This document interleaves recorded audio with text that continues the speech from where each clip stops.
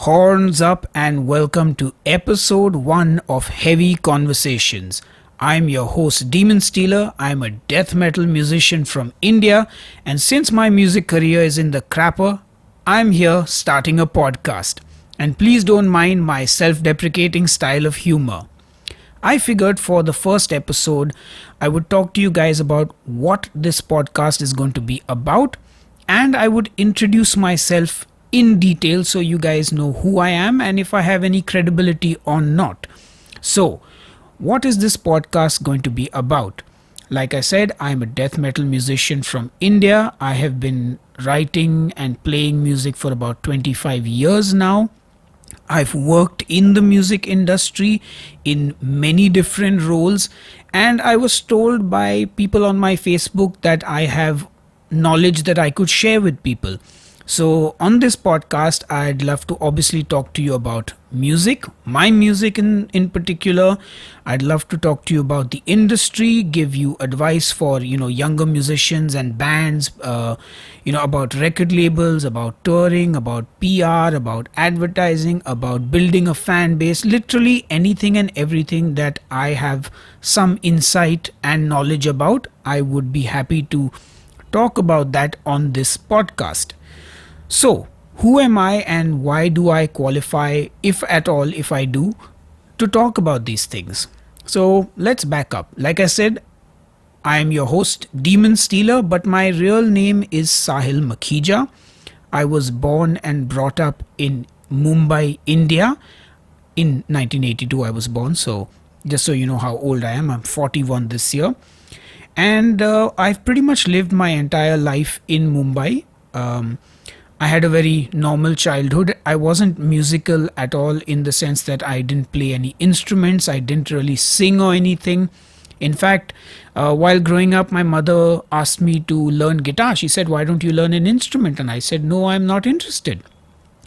But I did grow up around music. My mother loved music and she had a whole collection of vinyl and tapes, and she loved soul music and pop music and rock music. So it was mostly English music that I grew up listening to here. And whether it was Madonna or Michael Jackson or Pink Floyd or the Beatles, all of that was part of my childhood. So I've always enjoyed, Western music. I guess being in India, it's Western music. And it was only in my final years at school. So in India, we have grades 1 to 10, and that's the end of school. What I think Americans called high school is called junior college in India. So at the end of my schooling years, that's when I got into metal music. And I had a couple of friends who gave me CDs and said, "Stop listening to the Backstreet Boys and Spice Girls, listen to Metallica and Iron Maiden instead." And I did. And funny enough, I fell in love with the music, and ever since then, that's all I ever wanted to do. So I obviously got into, Metallica, Iron Maiden, Marilyn Manson, White Zombie, Sepultura, Pantera, Slayer, and I advanced to heavier things, Fear Factory and Cannibal Corpse and Nile and Vader and Hate Eternal and Dimmu Borgir and Cradle of Filth. And by the time I was done with my school, I knew that I wanted to form a metal band. In fact, me and a guy from school had a band and we tried real hard, literally. So my friend Sunil and I formed a band. We called it Slaves of Pain. It was just the two of us, and then we had a third member as well. I was doing vocals, Sunil was playing guitar, and then the third member was another guitar player. And we would actually record on like cassette tapes. So you could plug your guitar in and you'd record it on a cassette, and then you'd put another tape in, and then you'd do all... I can't even remember the exact process, but yeah, that's how we recorded our songs. So we did that for a while. It was a very short-lived project, but I had in my mind already created a sort of scenario that I wanted to form a band of my own. At that point, I think I wanted to cover Death and Slayer and Judas Priest and Dimmu Borgir, and those were the kind of bands I was listening to. And I spent my first 2 years in junior college trying to find band members. At this point, also, my friend Sunil had kind of taught me how to record at home. So one day he shows up to my house and he's like, "Hey, man, uh, here is a song I've written." And I'm like, "What?" Like, and I played it and it had double bass and he was singing and he had played guitar and I was blown away. I was like, "Dude, how did you do this?" And then he showed me there was a software called CQ Beat on which we programmed the drums, and we used sound recorder to loop it and to record guitars and vocals over that. And I was just like, wow, this is what I want to do with my life. I want to write music, I want to record music, and I want to play shows with my band and tour the world. The typical heavy metal or rock star dream, as it's called. So that was how I got into metal music. And in the year 2000, I formed my band Demonic Resurrection. And obviously, by this time, I had written like a bunch of songs. So I was already on my way to sort of making music and putting out an album. I was lucky that I was able to find band members to sort of make that, vision that dream come true, so to speak, to actually have my own band.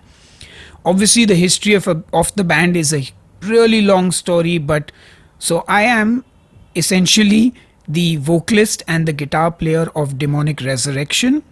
I sort of digressed, but I guess that's what a podcast is all about. 3 hours of listening to people talk about anything and everything. So, who am I? I am Sahil Makhija, also known as Demonstealer. That was a stage name I gave myself because I was 16 years old. I was listening to bands like Dimmu Borgir, Cradle of Filth, Emperor, Ancient, and all these musicians, even Behemoth, and all these musicians had such cool names. I mean, Isan, Samoth, Danny Filth, Nurgle. And I was like, wow, I need a stage name. I want to separate my online, like my on stage persona from my real life persona. And I was like, I need a stage name. Of course, small problem, I had not read Lord of the Rings. I was not familiar with Norse mythology and most books and things that these musicians have gotten their names from. So I was like, okay, I need to call myself something cool. And I had already figured out I want a band called Demonic Resurrection. So I am the Demon Slayer. Little too cheesy, so I was like, okay, Demonstealer. And I actually came up with a really, well, at this point it's a bit of a childish story that I am Demonstealer and I steal the corpses of dead demons and resurrect them through my band Demonic Resurrection for my army of undead warriors for global domination, of course. And this is all obviously metaphorically, the world is the world and I'm just basically playing music and getting fans, something like that. that was the sort of thought behind it. But anyway, so that's how I got called Demonstealer. And of course, you stick with the name sometimes. So I was like, yeah, at some point I was like, yeah, you know what, maybe it's a bit immature or whatever, but I stuck with the name and you know what, no regrets at all. So Demonic Resurrection, that's my band. Of course, once I formed the band around that time, I also started recording other bands because I had learned to record my songs and I was like, yeah, you know what, let me record some other bands and make some pocket money. And that's how I started my journey as a music producer. So for many years, I recorded bands in my bedroom to start with. And then, of course, the bedroom became a sort of little bigger studio. And I actually even worked in a professional studio for some time. So I'm also a recording engineer, music producer, whatever you want to call it. And that was something I did. I also became an event promoter. Being in India, there were no music festivals for metal. There were very few venues where you could even attempt to organize a show, let alone have a big tour and stuff like that. So I started organizing events as well. So I am also a promoter technically. Basically, there was zero infrastructure for heavy metal in India. So I also started my own record label. So I have been a record label boss. I in fact released albums like Behemoth's Evangelion and Dimmu Borgir's Abrahadabra in India. I also signed local bands. There was a band called Acrid Semblance, Mind Snare, Bhayanak Moth, Skin Cold, Scribe, Exhumation, the list goes on.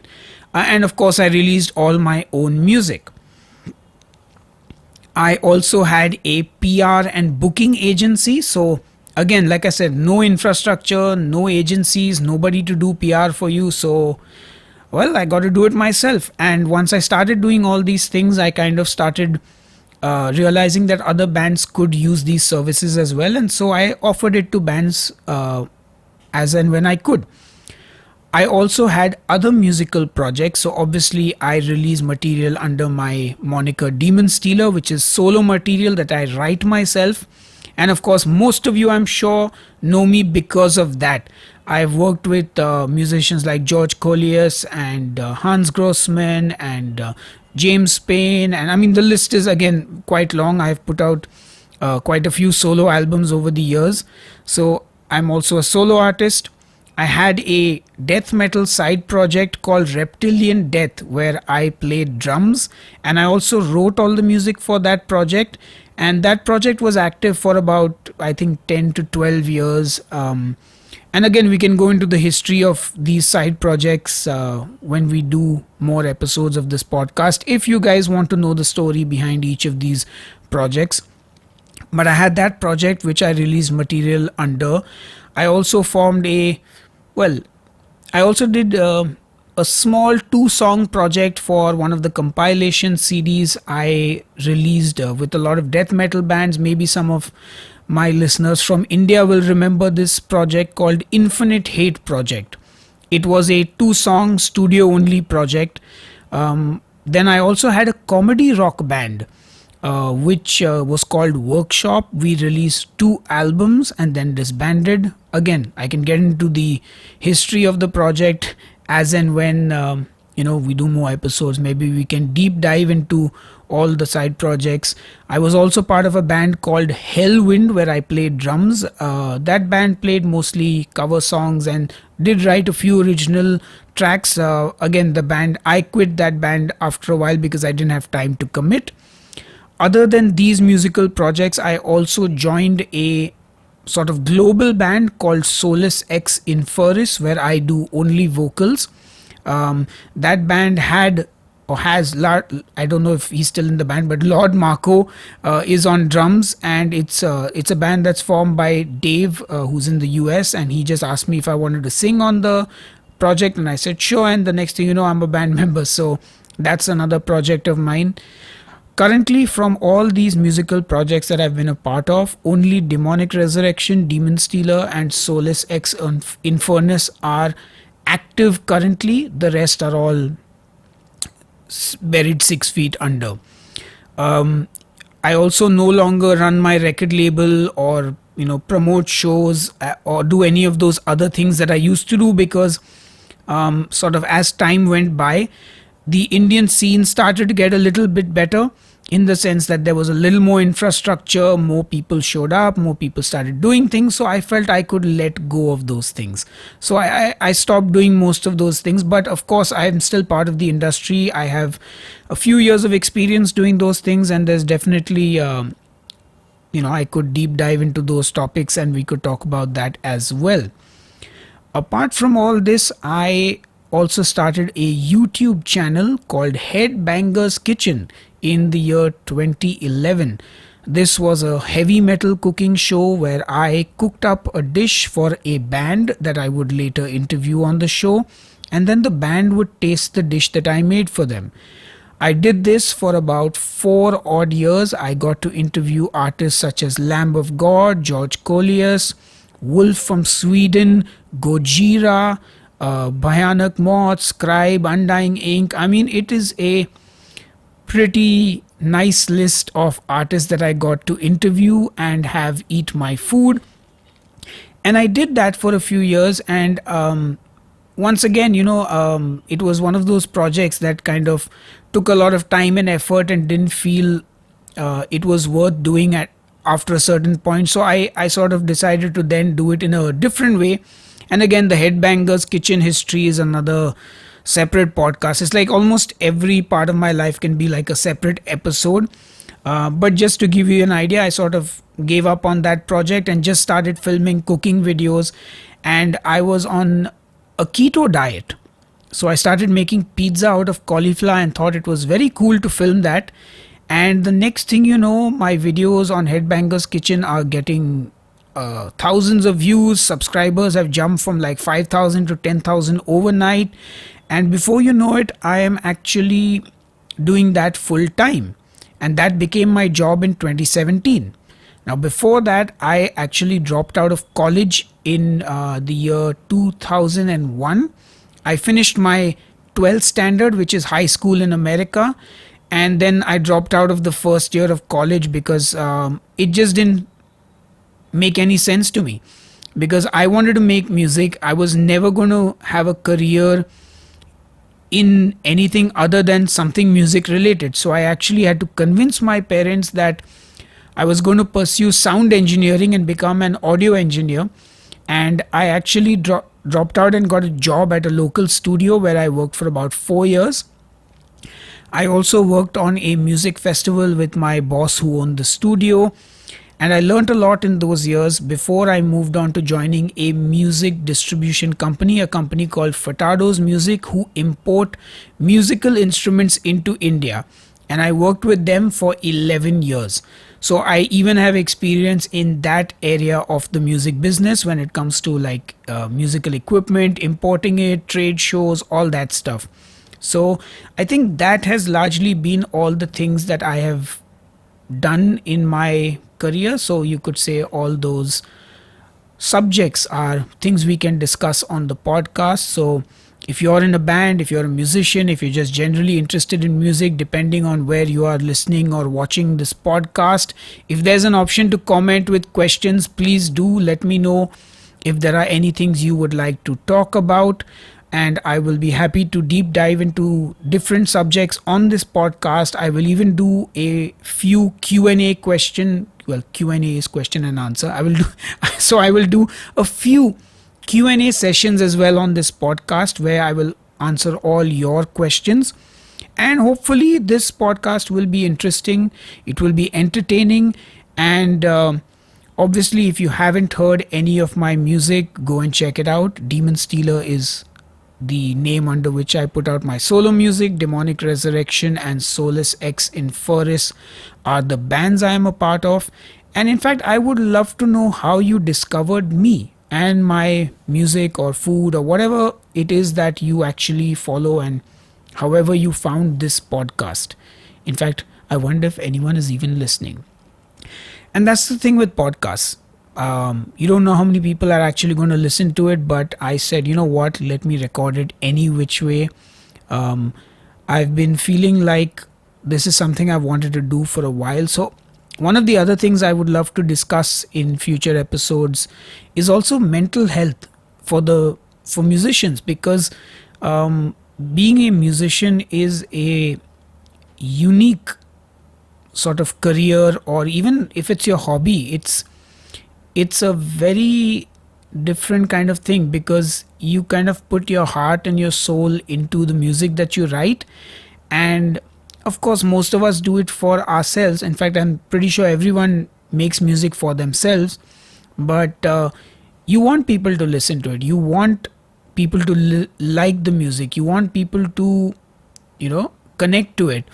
And the music business is a harsh one. There's a lot of rejection. There's a lot of issues with it, and it can definitely take a toll on anyone's mental health, myself included. But that is something I would like to, talk about, because I feel it's something musicians don't open up about. Like, everyone wants to keep it bottled up inside, but I've always been the kind of person that talks about these things. I do often post about the harshness of the music industry, how difficult it has been for me personally over the last 2 decades. And maybe it doesn't come off well to a lot of people, but it's just something I felt that was important to talk about, because even if it helps one musician just get through a tough time, knowing that he or she or they are not alone, and that even musicians they think are like, oh, this musician is so popular and they're doing so well, like realize that everyone goes through these struggles. So yeah, that's all the stuff I would like to discuss on this podcast. So I think I have introduced myself sufficiently. I have told you what we're going to discuss, and I think this is where I'm going to say cheers and stay metal. I will see you all on the next episode of Heavy Conversations. Take care.